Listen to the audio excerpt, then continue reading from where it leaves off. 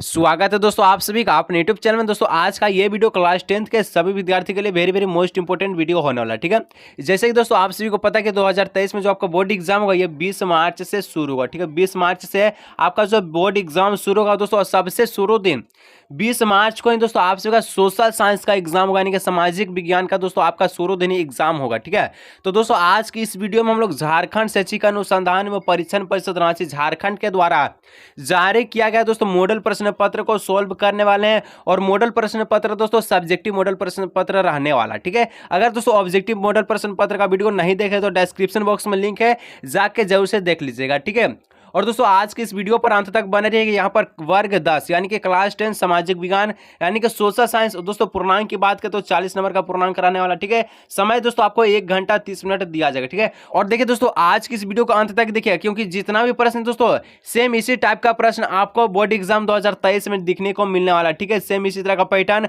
Same question भी दोस्तों देखने को मिलने वाला। तो वीडियो पे दोस्तों अंत तक बने रहिएगा।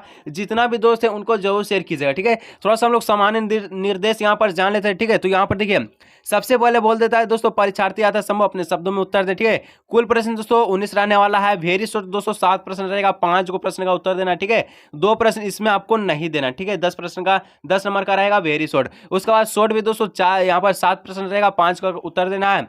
और ये दोस्तों एक प्रश्न आपका 3 नंबर का यानी कि 15 नंबर का जो आपका प्रश्न रहने वाला है शॉर्ट नंबर का। ठीक है, अब चलिए यहाँ पर लॉन्ग बात है तो लॉन्ग आपका दोस्तों यहाँ पर आपसे का 5 प्रश्न पूछेगा, 5 में से टोटल आपको 3 प्रश्न का उत्तर देना है। 2 प्रश्न गैपिंग रहेगा और लॉन्ग भी दोस्तों 15 नंबर का प्रश्न रहने वाला है। धुआं धुआं कर लीजिएगा दोस्तों, ये एकदम बोर्ड एग्जाम को तोड़ के रख दीजिएगा। ठीक है, यहाँ पर देखिए आपसे का दोस्तों मॉडल प्रश्न के बाद ठीक है 20 मार्च को जो सब्जेक्टिव का एग्जाम होगा। ठीक है, यहाँ पर क्वेश्चन पेपर दोस्तों आपसे को प्रोवाइड कराया जाए, इसलिए जितना भी दोस्त है उनको शेयर कीजिए।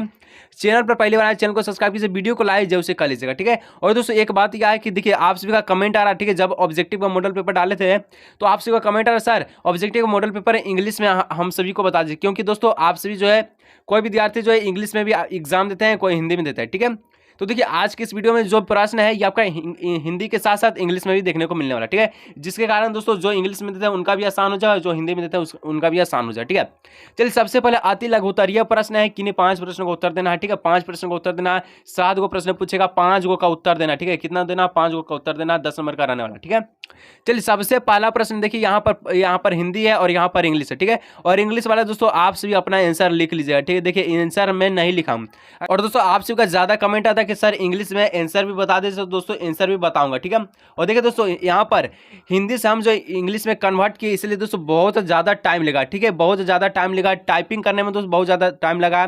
तो वीडियो को दोस्तों लाइक जरूर से कर लीजिएगा। ठीक है दोस्तों, बहुत ज्यादा टाइम लगता है दोस्तों वीडियो बनाने में।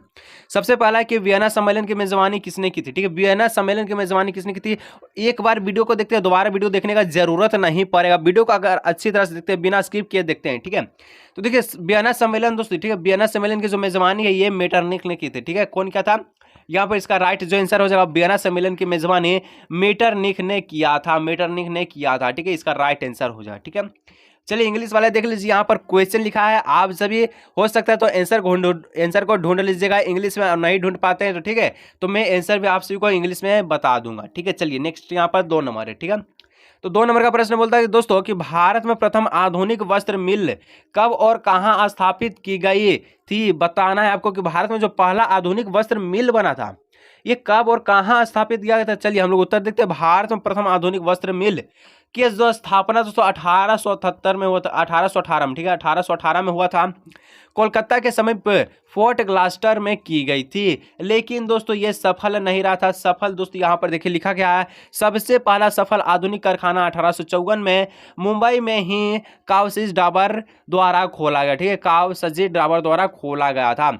तो इस तरह से दोनों यहाँ पर दोनों आपको लिखना है, ताकि आपके जो एग्जामिनर है देख के दोस्तों फुल मार्क्स दे दे और समझ जाए एग्जामिनर कि आप सभी जो पढ़े हैं और 2023 का बोर्ड एग्जाम में टॉपर बनने वाले हैं। ठीक है, वीडियो पे दोस्तों अंत तक बने रहिए। 20 मार्च को जो सब्जेक्टिव का जो क्वेश्चन पेपर दोस्तों प्रोवाइड कराया जाए। ठीक है, चलिए इंग्लिश वाले यहाँ पर आप सभी अपना मिला लीजिएगा। ठीक है, इंग्लिश वाले आप सभी अपने यहाँ पर मिला लीजिएगा। ठीक है, कोई भी दिक्कत होता है दोस्तों कमेंट सेक्शन में सीधे कमेंट कीजिएगा, कोई दिक्कत नहीं होगा। ठीक है, चलिए 3 नंबर बोलता है कि खरीफ फसल किसे कहते हैं, खरीफ फसल किसे कहते हैं, ठीक है। तो देखिए वैसे फसल जिन्हें जून जुलाई में बोते हैं, जून और जुलाई में दोस्तों बोते हैं, ठीक है। आप सभी के एग्जाम के बाद मार्च में एग्जाम है, मई उसका बाद आ जाएगा मई जून, ठीक है। जून में आप सभी यहाँ पर ध्यान रखिए कि आपके एग्जाम के बाद जून जुलाई में बोते हैं और अक्टूबर में अक्टूबर के आसपास काट देते हैं, और इसी को हम लोग खरीफ फसल कहते हैं। जैसे कि एक उदाहरण है धान, ठीक है, धान इसका राइट आंसर हो जाए, ठीक है, यानी कि उदाहरण है, ठीक है।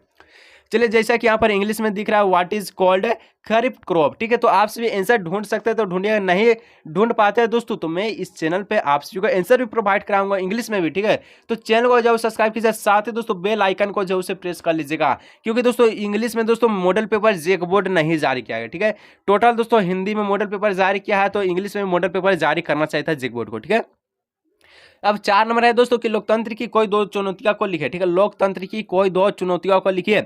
उत्तर है कि लोकतंत्र की प्रमुख चुनौतियां निम्नलिखित है। पहला, शिक्षा का अभाव, भारत में शिक्षा की कमी है, ज्यादातर लोग दोस्तों यहाँ पर अशिक्षित है, जिसके कारण जनता लोकतंत्र का महत्व नहीं समझती है।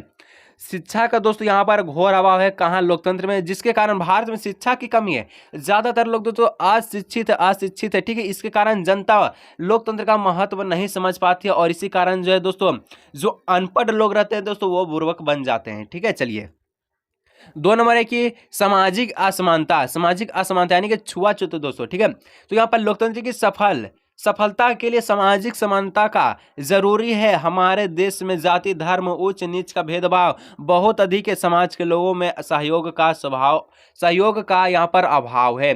तो इस प्रकार दोस्तों इसका राइट आंसर हो जाएगा, ठीक है, लोकतंत्र की 2 चुनौतियां, ठीक है। चलिए हम लोग यहाँ पर देखते हैं, देख लिए इंग्लिश में यहाँ पर लिखा गया है, ठीक है, इंग्लिश में लिखा गया, आप यहाँ पर नोट करते चलिएगा, ठीक है। अब 5 नंबर दोस्तों बढ़ते हैं, तो ठीक है। तो 5 नंबर कहता है कि समवर्ती सूची के अंतर्गत कौन कौन से विषय आते हैं। समवर्ती सूची के अंतर्गत कौन कौन से विषय आते हैं, तो यहाँ पर देखिए समवर्ती सूची, जिस सूची पर केंद्र सरकार एवं राज्य सरकार दोनों मिलकर कानून बनाते हैं उसे समवर्ती सूची कहते हैं। जिस सूची पर केंद्र सरकार, ध्यान रखिए, केंद्र सरकार और राज्य सरकार दोस्तों ये दोनों मिलकर कानून बनाते हैं, सिर्फ एक नहीं दोनों मिलकर कानून बनाते हैं, इसी को हम लोग समवर्ती सूची कहते हैं, ठीक है। जैसे कि यहाँ पर लिखा है जिनमें से कुछ विषय यहाँ पर मुख्य है, शिक्षा, स्वास्थ्य, पर्यावरण, विवाह एवं तलाक, बिजली इत्यादि। अगर पूछेगा दोस्तों कि शिक्षा कौन से सूची में शामिल है, ऑब्जेक्टिव में बन सकता है क्वेश्चन, ठीक है, कि शिक्षा कौन से सूची में शामिल है, तो कहिएगा समवर्ती सूची में शामिल है। स्वास्थ्य वाला पूछ देगा, पर्यावरण पूछेगा, विवाह पूछेगा, तलाक पूछेगा या बिजली पूछेगा, सभी का आंसर क्या होगा, समवर्ती सूची होगा, ठीक है। चलिए नेक्स्ट यहाँ पर देखिए 5 नंबर में आपका इंग्लिश का इस प्रकार से, ठीक है, यानी कि आपका जो इंग्लिश का था। अब चलिए 6 नंबर यहाँ पर हम लोग बढ़ते हैं। तो मुद्रा को विनिमय का माध्यम क्यों कहा जाता है, आखिर को मुद्रा को दोस्तों विनिमय का माध्यम क्यों कहा जाता है। दोस्तों जितना भी है दोस्त उनको शेयर कर लीजिए, 20 मार्च को सब्जेक्टिव का क्वेश्चन पेपर प्रोवाइड करा जाए दोस्तों, जिसके कारण आप सभी को बोर्ड एग्जाम 4 चांद लग जाएगा, टॉपर सभी बनेंगे टॉपर, ठीक है। चलिए मुद्रा को विनिमय का माध्यम क्यों कहा जाता है, देखिए उत्तर हो जाएगा मुद्रा की सहायता से वस्तुओं और सेवाओं का क्रय विक्रय कर सकते हैं। मुद्रा की सहायता से दोस्तों वस्तुओं और सेवाओं का क्रय विक्रय कर सकते हैं, इसलिए मुद्रा को विनिमय का माध्यम कहा जाता है। जिसके कारण आप सब यहाँ पर समझ गए कि इस तरह का प्रश्न दोस्तों आप खुद भी बना सकते हैं, ठीक है। चलिए नेक्स्ट यहाँ पर देख लीजिए, इंग्लिश में लिखा गया, इंग्लिश वाले आप समझ जाएगा, ठीक है। चलिए नेक्स्ट यहाँ पर 7 नंबर, तो 7 नंबर का था दोस्तों विदेशी निवेश से क्या तात्पर्य है। विदेशी निवेश से क्या तात्पर्य है दोस्तों, very very most important question, ठीक है। देखिए जब कोई बाहरी देश या कंपनी द्वारा हमारे देश में या हमारे देश के कंपनियों में निवेश करता है तो उसे विदेशी निवेश कहते हैं। जब कोई बाहरी देश या कंपनी द्वारा हमारे देश में सीधा इंटर करके, ठीक है, कंपनी में निवेश करता, उसी को दोस्तों हम लोग विदेशी कहेंगे, ठीक है, विदेश से आया हुआ, ठीक है। अब चलिए यहाँ पर देख लीजिए इंग्लिश का इस प्रकार का था, ठीक है। चलिए अब दोस्तों यहाँ पर जो है आपका वेरी शॉर्ट समाप्त हुआ, अब शॉर्ट में हम लोग बढ़ते हैं, ठीक है। शॉर्ट में भी 7 को प्रश्न पूछा है, कि 5 प्रश्न का उत्तर देना, 2 को नहीं उत्तर देना, ठीक है। चलिए सबसे पहले यहाँ पर देख लीजिए लघुतरीय प्रश्न है, किन्हीं 5 प्रश्न का उत्तर दे। तो 8 नंबर दोस्तों कि असहयोग आंदोलन भारतीय द्वारा अपनाए गए विभिन्न तरीकों का उल्लेख करें। दोस्तों वेरी वेरी मोस्ट इंपोर्टेंट प्रश्न है दोस्तों, कई बार बोर्ड एग्जाम में पूछा गया प्रश्न है, ठीक है। टेंशन मत लीजिए, चैनल को सब्सक्राइब कर लीजिए, कोई भी दिक्कत नहीं हो दोस्तों, 100% बोर्ड एग्जाम में तोड़ के रख देने वाले हैं। और 2023 में बोर्ड एग्जाम में सोशल साइंस हो या सभी सब्जेक्ट में दोस्तों अच्छा नंबर यहाँ इस चैनल से कराने वाले हैं, और 95% दोस्तों आप सभी का फिक्स है इस चैनल से, ठीक है। तो चैनल को सब्सक्राइब कीजिए, जितना भी भी दोस्त है उन्हें शेयर जरूर कीजिएगा, ठीक है। देखिए यहाँ पर उत्तर असहयोग आंदोलन में भारतीय द्वारा अपनाए गए विभिन्न तरीके निम्नलिखित यहाँ पर तरीकों निम्न प्रकार के। पहला, सरकार द्वारा दी गई सभी पदवियां लौटा दी गई, सरकारी नौकरियां को त्याग कर दिया गया। सरकार के द्वारा जितना भी पद था दोस्तों उसको लौटा दिया गया, सरकारी नौकरी को तलाक यहाँ पर त्याग कर दिया गया। विद्यार्थी ने स्कूल कॉलेज छोड़ दिया, विद्यार्थी ने स्कूल कॉलेज छोड़ दिया, शिक्षक ने त्याग पत्र दे दिया और वकील ने मुकदमा लड़ने बंद कर दिए। वकील ने क्या किया, मुकदमा लड़ने बंद कर दिए। विद्यार्थी ने स्कूल पढ़ना छोड़ दिया, कॉलेज जाना छोड़ दिया, शिक्षक ने त्याग पत्र दे दिया, अब नहीं पढ़ाऊंगा। आप चलिए तीसरा नंबर है कि विदेश वस्तुओं का बहिष्कार किया गया, शराब की दुकान पिकेटिंग की गई, ठीक है, तथा विदेशी कपड़ों की होली जलाई गई। यहाँ पर दोस्तों विकेटिंग एक अर्थ होता है और इसका मतलब होता है दोस्तों पूरी तरह से तालाबंदी, पूरी तरह से तालाबंदी, ठीक है। चलिए अब चौथा नंबर यहाँ पर यानी कि आपका 4 पॉइंट है, व्यापारियों ने विदेश व्यापार में पैसा लगाने से इनकार कर दिया। एक बात ध्यान रखिएगा, सोशल साइंस में जितना भी नंबरिंग देख के आप लिखते हैं आंसर को उतना ही दोस्तों ज़्यादा आपको एग्जामिनर फुल मार्क्स देता है, तो ध्यान रखिएगा, ठीक है। जितना भी हो सके आपको स्टेप बाय स्टेप लिखना है, यानी पॉइंट वाइज पॉइंट लिखना है, ठीक है। चलिए यहाँ पर इंग्लिश वाला देख लीजिए किस प्रकार का था, ठीक है। अब चलिए 9 नंबर है कि पहले विश्व युद्ध के समय भारत का औद्योगिक उत्पादन क्यों बढ़ा? पहले विश्व युद्ध के समय भारत का औद्योगिक उत्पादन क्यों बढ़ा, कारण क्या था? चलिए उत्तर हो जाए, पहले विश्व युद्ध के समय भारत का औद्योगिक उत्पादन बढ़ने के निम्नलिखित कारण है। तो पहला कारण हम लोग समझते हैं कि प्रथम विश्व युद्ध में ब्रिटेन ऐसे उलझ गया कि उसका ध्यान अपने बचाव में लगा और वह भारत में अपने माल का निर्यात ना कर सका, जिसके कारण भारत के उद्योगों को पनपने का यहाँ पर सुअवसर प्राप्त हो गया। समझिएगा ध्यान से, ठीक है। ब्रिटेन जो दोस्तों एक ऐसा उलझ गया, ठीक है। ब्रिटेन प्रथम विश्व युद्ध में ऐसा उलझ गया कि जो उसका जो पूरा ध्यान है दोस्तों उसको खुद बचाने पर हो गया, और जिसके कारण जो व्यापार दोस्तों यहाँ भारत में उद्योगों को पनपने का शुरुआत यानी कि शुभ अवसर प्राप्त हुआ, ठीक है। चलिए अब नेक्स्ट यहाँ पर 2 नंबर पॉइंट हम लोग देखते हैं, ठीक है। जैसे कि पॉइंट वाइज पॉइंट लिखा है, एग्जाम में भी आपको इसी प्रकार से लिखना है, ठीक है। इसी प्रकार से लिखना, ध्यान रखिएगा।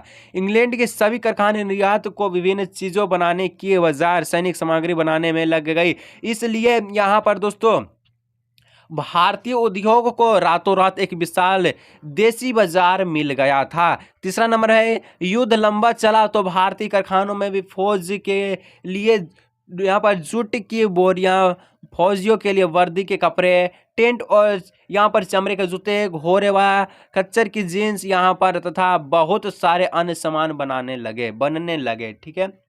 युद्ध के दौरान फौजियों के वर्दी सिलाया गया, फौजियों के जूते सिलाया गया, क्योंकि युद्ध के दौरान दोस्तों यहाँ पर अधिक फौजी को तैयार करना था, ठीक है। चलिए अब नेक्स्ट यहाँ पर 4 नंबर का पॉइंट है कि नए कारखाने लगाए गए, पुराने कारखाने कई पारियों में चलने लगा, बहुत सारे नए मजदूरों को काम पर रखा गया, इसलिए पहले विश्व युद्ध के समय भारत का औद्योगिक उत्पादन बढ़ा। इस प्रकार से लिखना है, ठीक है। इंग्लिश वाला दोस्तों यहाँ पर देखिए आपका जो इंग्लिश में लिखा गया क्वेश्चन दोस्तों हम लिख दिए हैं, ठीक है, क्योंकि दोस्तों प्रिंट करने में दोस्तों यहाँ पर आपसे टाइपिंग करने में दोस्तों बहुत ज़्यादा मेहनत लगा है। सबसे पहले हिंदी की है, उसके बाद इंग्लिश की है। तो दोस्तों अगर आप चाहते हैं कि सर आपका मेहनत सफल रहे और आप इस प्रकार से वीडियो को एक लाइक कीजिए, चैनल को एक सब्सक्राइब कीजिए, दोस्तों के साथ एक शेयर कीजिए, और दोस्तों मैं आप सभी से वादा करता हूं अगर आप सभी का कमेंट आता है कि सर इंग्लिश में इसका जो आंसर भी बता दीजिए, तो दोस्तों मैं इंग्लिश में आंसर भी बता दूंगा, लेकिन कमेंट आना चाहिए, वीडियो पर लाइक आना चाहिए, चैनल को सब्सक्राइब करना चाहिए, ठीक है। चलिए तो यहाँ पर 10 नंबर का प्रश्न पूछता है दोस्तों कि नवीकरणीय और अनवीकरणीय संसाधन में क्या अंतर है। बहुत इंपॉर्टेंट प्रश्न दोस्तों, बहुत ही सिंपल प्रश्न में, ठीक है। नवीकरणीय और व अनवीकरणीय संसाधन में निम्न अंतर है। नवीकरणीय संसाधन वो ऐसे वस्तुएं जिनका निर्माण तथा प्रयोग पुनः किया जा सकता है, अर्थात जिन वस्तुओं की पूर्ति द्वारा आसानी से हो सके उन वस्तुओं को नवीकरणीय संसाधन कहते हैं।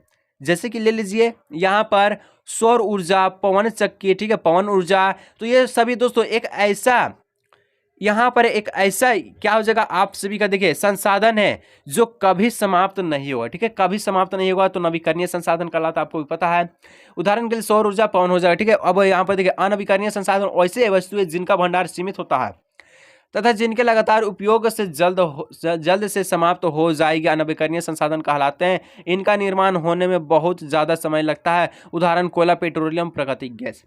ध्यान रखिए अनवीकरणीय संसाधन, इसका दोस्तों सीमित भंडार होता है। लोहा हो गया, कोयला हो गया, अगर दोस्तों इस सभी को अधिक से अधिक प्रयोग करेंगे तो एक दिन दोस्तों आपका कोयला समाप्त हो जाएगा, एक दिन आपका पेट्रोल समाप्त हो जाएगा, एक दिन प्रकृति की गैस समाप्त हो जाएगा, क्योंकि दोस्तों इस सभी का सीमित भंडार है और इसको बनने के लिए दोस्तों लाखों करोड़ों वर्ष लगता है। ठीक है, लाखों करोड़ों वर्ष लगता है बनने के लिए। ठीक है, इंग्लिश वाला देख लीजिए, यहाँ पर क्वेश्चन लिखा गया, आंसर लिखने का प्रयास कीजिएगा, नहीं आता कमेंट सेक्शन में कीजिए कमेंट, कोई दिक्कत नहीं हो। ठीक है, अभी 11 नंबर बोलता है कि दबाव समूहों की गतिविधियां लोकतांत्रिक सरकार के कामकाज में कैसे उपयोगी है, बताना है। कैसे उपयोगी है आपको बताना है।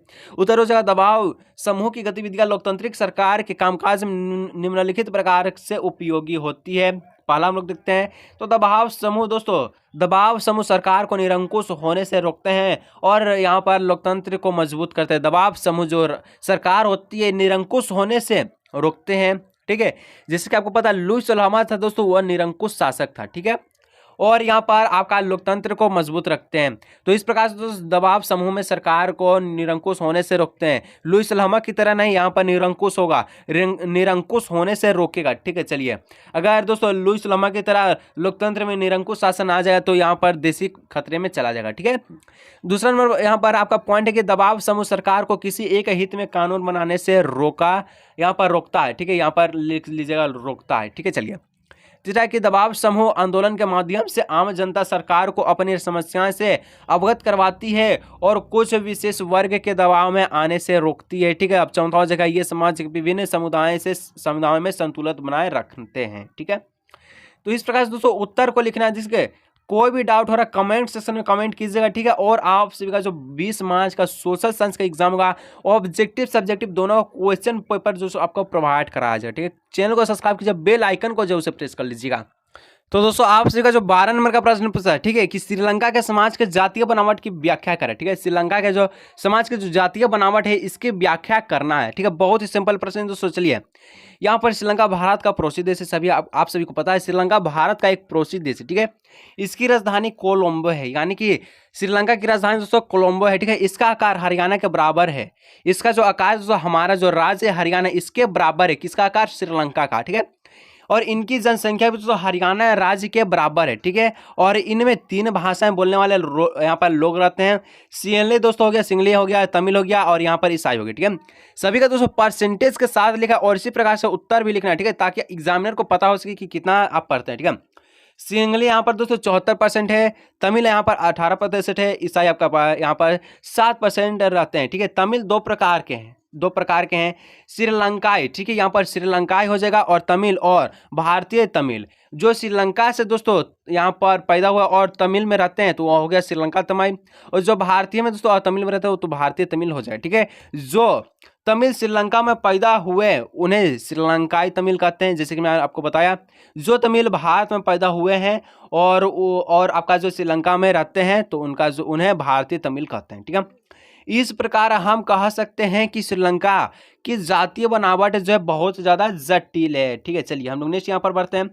इंग्लिश वाला देख लीजिए, आपका जो 12 नंबर का जो प्रश्न इसी प्रकार का है। ठीक है, चलिए अब 13 नंबर हम लोग देखते हैं कि बोलता है कि ऋण की शर्तें का उल्लेख कीजिए। ठीक है, ऋण की शर्तें का उल्लेख करना। चलिए उत्तर हो जाएगा ऋण के लिए निम्नलिखित शर्त होते हैं। पहला, ऋण लेने वालों को बैंक को अपनी आय का प्रमाण पत्र देना पड़ता। जो भी ऋण लेता है दोस्तों उनको अपनी आय जो यानी कि सालाना कितना है, ठीक है, कितना कमाते हैं उनका प्रमाण पत्र जो है देना पड़ता है। ठीक है, अगर दोस्तों कम कमाते हैं और ऋण ले लेते हैं और ऋण को नहीं चुका पाते हैं दोस्तों इस प्रकार से कर्ज में डूब जाएगा। ठीक है, अब चलिए यहाँ पर सिक्योरिटी के रूप में बैंक में कुछ जमा करना पड़ता है। सिक्योरिटी के रूप में कुछ बैंक को जमा भी करना पड़ता है। ठीक है, और दोस्तों 3 नंबर है कि ऋण लेने के लिए ग्रांटर का होना आवश्यक है। ठीक है, जो भी ऋण लेता है तो उसको एक ग्रांटर का आवश्यक होता है। ठीक है, जो ऋण देगा वो दोस्तों एक ग्रांटर को खोजेगा। मान चलिए ये ऋण लिया और ये पैसा नहीं चुका तो अब इससे जो पैसा वसूल जाएगी। ठीक है, इस प्रकार से होता है। ठीक है, तो यहाँ पर देख लीजिए आपका किस प्रकार से लिखा है 13 नंबर का प्रश्न। ठीक है, चलिए नेक्स्ट यहाँ पर दोस्तों 14 नंबर का जो प्रश्न है। ठीक है, विश्व व्यापार संगठन WTO के किन्हीं 3 उद्देश्यों को लिखें। तो पहला हो जाएगा अंतर्राष्ट्रीय व्यापार को बढ़ावा देना, अंतर्राष्ट्रीय व्यापार को दोस्तों बढ़ावा देना है। दूसरा हो जाएगा वस्तु और सेवाओं के उत्पादन व व्यापार का प्रसार करना। तीसरा हो जाएगा पर्यावरण का संरक्षण एवं उनकी सुरक्षा करना। यही विश्व व्यापार संगठन हो जाएगा। इसके 3 उद्देश्य हो जाएंगे। ठीक है, चलिए नेक्स्ट यहाँ पर हम लोग दोस्तों ये देख लीजिए आप सभी का जो इंग्लिश में लिखा गया है, ठीक है। बोल रहे हैं दोस्तों अगर इंग्लिश में अगर क्वेश्चन को अगर आंसर को सोल्व नहीं कर पा रहे हैं तो मैं आप सभी के लिए हूँ, कमेंट कीजिएगा, जल्दी से आपको इंग्लिश में प्रोवाइड कराया जाएगा, ठीक है। तो यहाँ पर देखिए लिखा गया है दीर्घ उत्तरीय प्रश्न किन्हीं 3 प्रश्नों का उत्तर दीजिए। अब चलिए 15 से लेकर जो 19 तक का प्रश्न रहेगा, ठीक है। इसमें दोस्तों एक है आपका जो है यहाँ पर एक मैप से संबंधित भी प्रश्न रहेगा और एग्जाम में भी एक मैप से संबंधित प्रश्न रहेगा ही रहेगा, ठीक है। इसमें दोस्तों 3 प्रश्न का उत्तर देना, चलिए हम लोग देते हैं। चलिए तो 15 नंबर बोलता है सबसे पहले, ठीक है, 18वीं सदी के यूरोप में कुछ लोगों को ऐसे क्यों लगता था कि मुद्रण संस्कृति निरंकुशवाद का अंत और ज्ञानोदय होगा, क्यों लगता था, चलिए इसका उत्तर देते हैं। तो 18वीं शताब्दी के यूरोप में निम्नलिखित कारणों से कुछ लोगों को यह लगने लगा था कि मुद्रण संस्कृति से निरंकुशवाद का अंत और ज्ञानोदय होगा। जैसे कि यहाँ पर लिखा गया है कि 18वीं शताब्दी के मध्य तक यह आम विश्वास बन चुका था कि किताबों के द्वारा ही प्रगति का ज्ञानोदय होगा। देखिए दोस्तों 18वीं शताब्दी में एक किताब था दोस्तों, ये पूरा फैल गया था, ठीक है। और दोस्तों किताब पढ़कर सभी लोग ज्ञान यहाँ पर ज्ञान भरे हो गए थे, यानी कि ज्ञानोदय हो गया था, ठीक है। अब चलिए इसका जो नीचे और पूछा कि लोगों की इस सोच के पीछे निम्नलिखित कारण थे, क्या कारण थे, चलिए हम लोग देखते हैं यहाँ पर, ठीक है। जिस प्रकार से पॉइंट वाइज पॉइंट लिखा है इसी प्रकार से आपको एग्जाम में लिखना, ठीक है। पहला जो है पुस्तकों के अधिक छपने तथा सस्ती होने के कारण समाज में यहाँ पर समाज के हर एक वर्ग तक यहाँ पर पुस्तक पहुंचने लगी, ठीक है। बाजार में नए नए विषयों की पुस्तक आने लगी थी, इससे लोगों की पुस्तक में रुचि बढ़ने लगी। तीसरा जगह पुस्तक में यहाँ पर राजशाही और चर्चा की आलोचना की यहाँ पर जाने लगी थी, ठीक है, आलोचना की जाने लगी थी यहाँ पर। चौथा जगह यूरोप के ज्यादातर हिस्से में साक्षरता यहाँ पर बढ़ती जा रही थी। अगर दोस्तों जो भी देश यहाँ पर अशिक्षित रहता और उसमें किताब की जो खपत ज्यादा हो रही, नहीं सभी लोग किताब पढ़ रहे हैं दोस्तों, वह अशिक्षित देश है शिक्षित बन जाए, यानी कि साक्षरता बन जाए, पढ़ा लिखा बन जाए, ठीक है। पांचवा की यूरोपीय देशों में साक्षरता और स्कूल के प्रसार के साथ लोगों में जैसे पढ़ने का जुनून पैदा हो गया, लोगों को किताब चाहिए थी, ठीक है। अब छठा हो गया, तो छठा में दोस्तों मुद्रण संस्कृति के आगमन के बाद आम लोगों भी वैज्ञानिक तथा यहाँ पर दार्शनिकों के विचार अधिक घर यहाँ पर रखने लगे, ठीक है।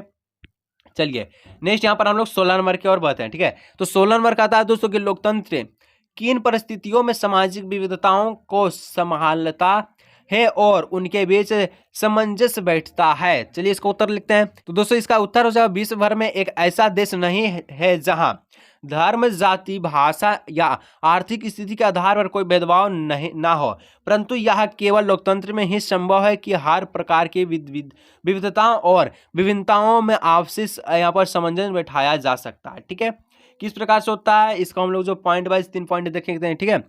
लोकतंत्र में सभी को समान अधिकार है, इसमें अमीर और गरीबी के वोट का समान मूल्य है, इनमें कोई भेदभाव नहीं है, ठीक है। जितना एक अमीर वोट देता है वो अमीर भी एक ही वोट देगा, गरीब भी एक ही वोट देगा, ठीक है।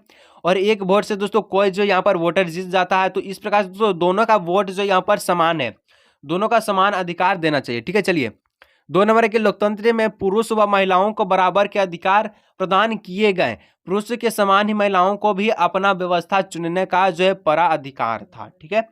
तो इस प्रकार से दोस्तों लोकतंत्र में होता है। और 3 नंबर का आ गया कि लोकतंत्र में जी हाँ, लोकतंत्र में अल्पसंख्याओं और बहुसंख्याओं का समान महत्व है, दोनों ही एक दूसरे के भावनाओं का आदर और सम्मान करते हैं, ठीक है। चलिए इस प्रकार से दोस्तों यहाँ पर इंग्लिश में लिखा गया, अगर आपको आंसर मिल सकता है तो खोजिएगा, नहीं मिल सकता कमेंट कीजिएगा, ठीक है। चलिए 17 नंबर बढ़ता है, तो 17 नंबर कहता है कि एक अर्थव्यवस्था में मुद्रा की भूमिका की विवेचना कीजिए। चलिए उत्तर लिखते हैं, एक अर्थव्यवस्था में मुद्रा की भूमिका निम्न प्रकार से है। पहला, मुद्रा आवश्यकताओं की दोहरे संयोग की समस्या को आसानी से सुलझाती है। दूसरा, मुद्रा वस्तु विनिमय की समस्या को दूर करती है। मुद्रा लेनदेन को सुविधाजनक बनाती है। चौथा है कि मुद्रा के सहयोग से ही हम किसी वस्तु को खरीद या बेच पाते हैं। अगर दोस्तों आपके पास मुद्रा नहीं होगा और कहीं भी जाएगा, कुछ भी सामान लेने जाएगा, ठीक है, और कहेगा कि मुझे ये सामान दीजिए, तो वो दुकानदार आपसे मुद्रा मांगे यानी पैसा मांगेगा, और बिना पैसा के दोस्तों आपको सामान नहीं देगा, ठीक है। चलिए 5 नंबर मुद्रा के द्वारा व्यापारिक क्रिया सफलतापूर्वक पूरी की जाती है। छठा है मुद्रा की सहायता से एक स्थान से वस्तुओं को खरीद के दूसरे स्थान पर जो बेचा जा सकता है। ठीक है, यहाँ पर देखिए जैसे कि कश्मीर से सेब आता है और सभी राज्य में पहुंचाया जाता है। ठीक है, तो इस प्रकार से होता है। 7 हो गया कि बजट निर्माण में भी मुद्रा की अहम भूमिका यहाँ पर होती है। कोई बजट कितना बड़ा मुद्रा के आधार पर ही उसे मापा जा सकता है। ठीक है, यानी कि जैसे दोस्तों सोना, आपको पता है कि सोना जो है बहुत ज़्यादा महंगा होता है, और इसी के तुलना में दोस्तों लोहा है, तो लोहा आपका जो है कम, इसका जो है मुद्रा इसका यानी कि या इसका जो मापा है यानी कि भाव जो है बहुत कम होता है। ठीक है, चलिए 8 नंबर के राष्ट्रीय आय की गणना में मुद्रा विवेश यहाँ पर विशेष भूमिका होती है। 9 नंबर है कि देश की राष्ट्रीय आय की गणना मुद्रा में की जाती है और जो देश के निवासियों का जीवन स्तर को दर्शाता है। ठीक है, इस प्रकार किसी भी देश की अर्थव्यवस्था में मुद्रा की बहुत ही होना अहम भूमिका होती है। ठीक है, इस प्रकार से लिखना। चलिए अब 18 नंबर हम लोग देखते हैं। तो 18 नंबर दोस्तों कहता है कि जल दुर्लभता क्या है। जल दुर्लभता क्या है, जल संचारण कैसे किया जा सकता है। 2 क्वेश्चन पूछा, दोनों हम लोग यहाँ पर उपाय यहाँ पर देखेंगे। ठीक है, सबसे पहले जल दुर्लभ यहाँ पर दुर्लभता। ठीक है, सबसे पहले हम जानते हैं कि जल एक ऐसा संसाधन है जो कभी समाप्त नहीं होगा, परंतु जल के असमान वितरण अर्थात कहीं पर जल अधिक है तो कहीं पर जल कम है, और जल की अत्यधिक मांग एवं जल के गलत उपयोग के कारण जल स्तर लगातार नीचे जा रहे हैं तथा जल की, ठीक है, यहाँ पर देख लीजिए, जल की कमी हो रही है और जल की कमी की इस समस्या को जल दुर्लभता कहते हैं। कहने का मतलब है दोस्तों कि जल तो पर्याप्त मात्रा में उपलब्ध है लेकिन सभी जगह नहीं है। ठीक है, कोई राज्य में कम है तो कोई राज्य में ज़्यादा है। जैसे कि आप मान लीजिए राजस्थान में यहाँ पर बहुत ज़्यादा जो है जल जो है कम मात्रा में पाई जाती है।